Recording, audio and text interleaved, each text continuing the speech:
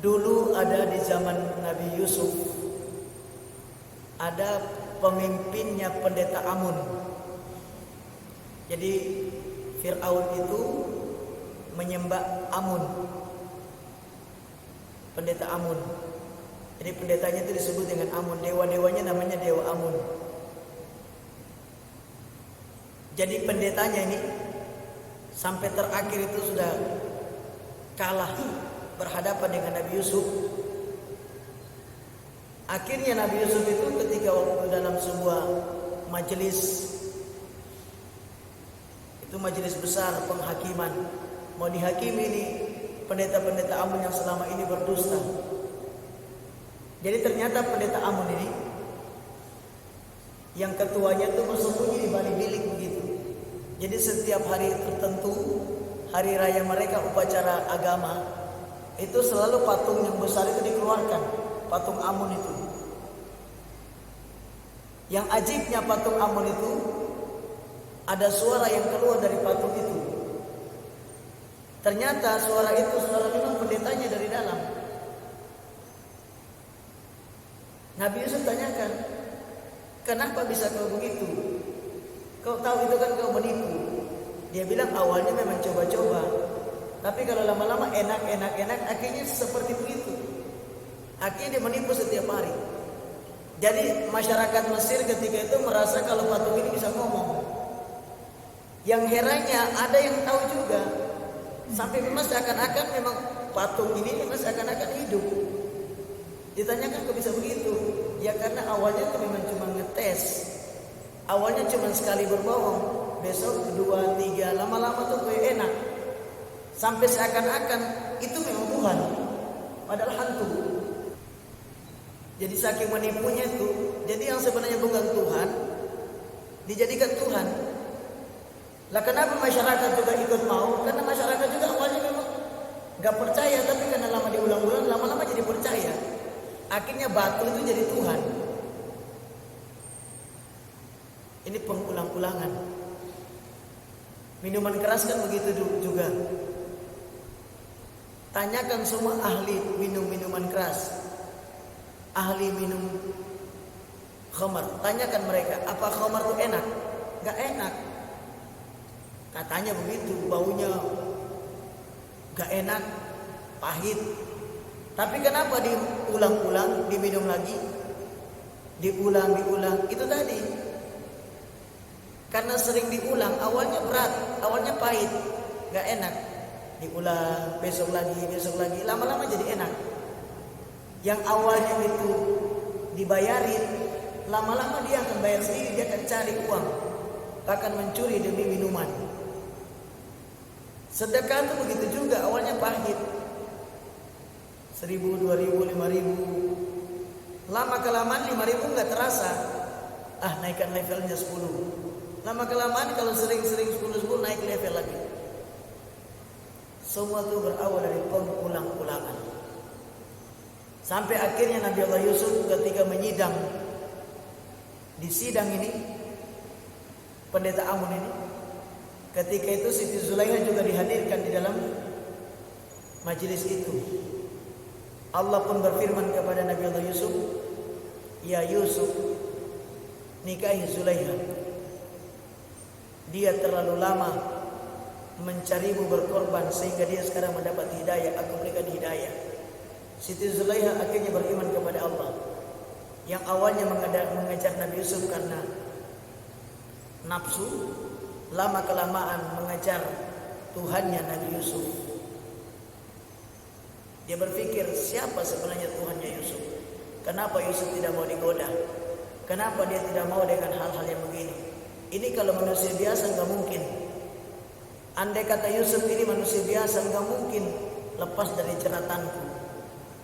Siti Zulaikha itu cantik, ningrat, kaya, berduaan di dalam kamar yang punya 7 pintu.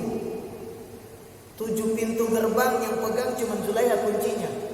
Suaminya nggak ada. Anda bisa bayangkan kira-kira gimana? Ya kalau sama wanita kaya tapi nggak cantik ya mungkin lah. Ini cantik, muda, kaya raya. dan Nabi Yusuf tidak tergoda. Kata Zulaikha, ini bukan orang biasa ini.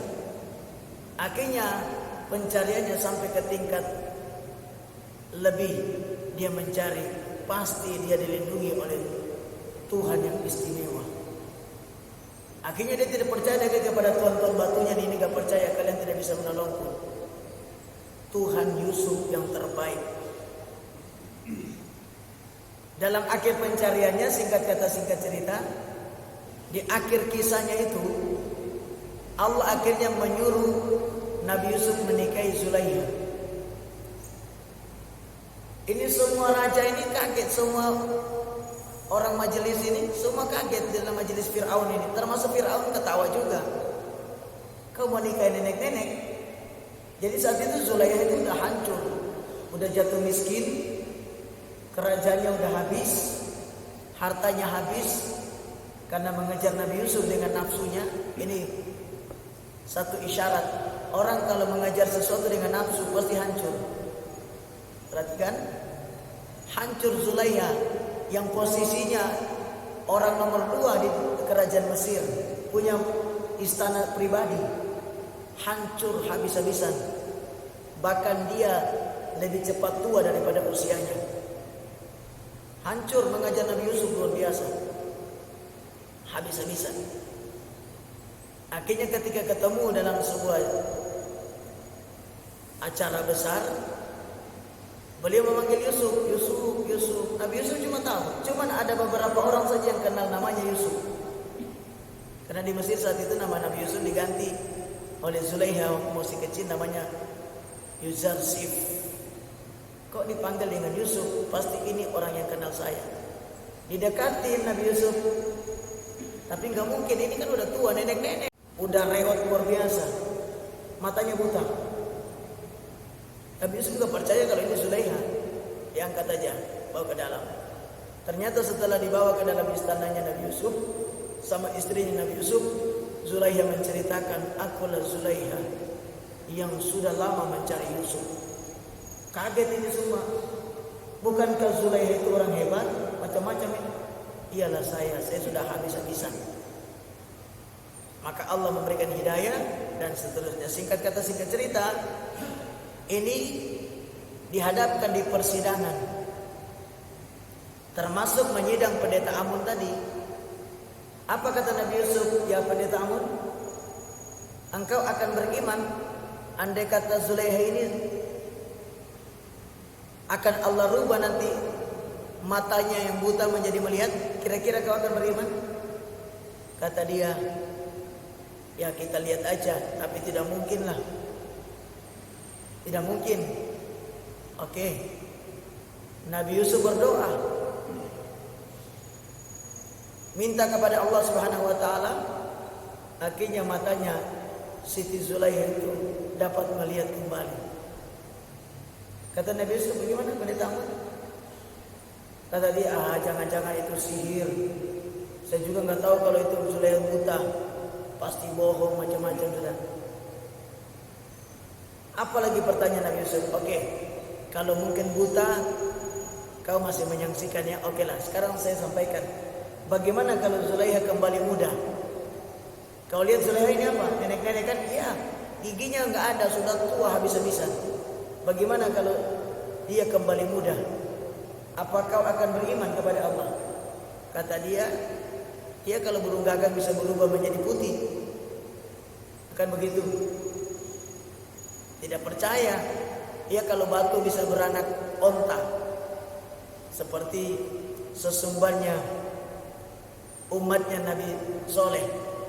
Kalau batu bisa berubah menjadi bisa beranak onta, saya akan beriman. Ini yang kau tantang siapa? Ini Nabi. Kalau Nabi itu nggak ada bedanya itu. Mau masjid ini beranak kingkong, ya bisa. Ini kau nantang siapa? Sampai ada orang yang colek itu, pembesar-pembesar kaum Tsamud itu, kalian ngapain? Kalian nantang Soleh? Ini bukan Soleh biasa ini. Ya kalau Soleh penjual nasi goreng, ini Soleh Nabi Allah alaihi salam. Kalian nantang dia, kalau dia bikin jadi bagaimana? Kata Nabi Soleh, kalau memang ini batu ini bisa beranak onta, kalian beriman? Iya kami beriman. Iya betul dah. Beriman dah? Iya. Nah, begitu. Oke, besok kita ketemu di sini ya. Kumpulkan masyarakat. Ini ada yang salah satu orang dari golongan mereka, kalian itu bagaimana? Kalian mau beriman kepada Soleh? Enggak mungkin. Iyalah. Kalau kalian enggak percaya, ini bukan Soleh biasa. Betul hadirin. Demikian juga Nabi Yusuf katakan, kau beriman? Kalau Zulaiha ini bisa nanti berubah menjadi muda lagi, penglihatannya dikembalikan, wajahnya dijadikan cantik, jadi kuat lagi, seperti muda yang belum menikah dulu. Mana mungkin. Beriman lah kira-kira. Oke lah, saya akan beriman. Betul. Sudah. Akhirnya Nabi Yusuf membuka ridanya, ditutup Zulaiha. Beliau sujud kepada Allah, minta. Begitu dibuka, kaget. Siti Zulaiha kembali seperti sedia kala, muda luar biasa, bahkan lebih cantik. Apa kata Nabi Yusuf? Bagaimana menurutmu? Apa mau beriman lagi? Apa kata dia? Saya tetap tidak bakalan percaya. Ini ceritanya apa? Karena biasa membuat kerusakan. Orang kalau sudah terbiasa mengulang-ulang keburukan, memang tidak bakalan menerima hidayah. Hati-hati. Apa kata Nabi Yusuf? Saya sudah tahu engkau tidak bakalan beriman. Kenapa? Karena engkau sudah terlalu jauh meninggalkan Allah. Sudah terlalu jauh menipu. Orang kalau terlalu banyak menipu, akhirnya seperti begitu. Sampai barang-barang gak masuk akal itu dijadikan seperti masuk akal. Dan kita sekarang berada di zamannya. Ayo kalian cari sendiri. Kita ini sudah hidup dalam kehidupan penuh dengan tipuan. Udah gak normal kehidupan kita ini. Makanya disebut dengan new normal. New normal itu sebenarnya gaya hidup Yahudi. Barang yang tidak masuk akal harus dipaksakan masuk akal. Memang sebelum munculnya Imam Mahdi, dunia akan dipenuhi kebohongan. Dan kebohongan itu merata dari atas sampai ke bawah. Sampai masuk dalam rumah-rumah kalian, dalam kamar-kamar kalian. Satu-satunya orang yang tidak berbohong cuman orang beriman saja. Lain daripada itu akan mengikuti kebohongan. Artinya apa? Orang akan dilanda penyakit hati alias munafik. Karena kalau nggak bohong nggak makan, itu masalahnya. Kalau nggak bohong nggak makan,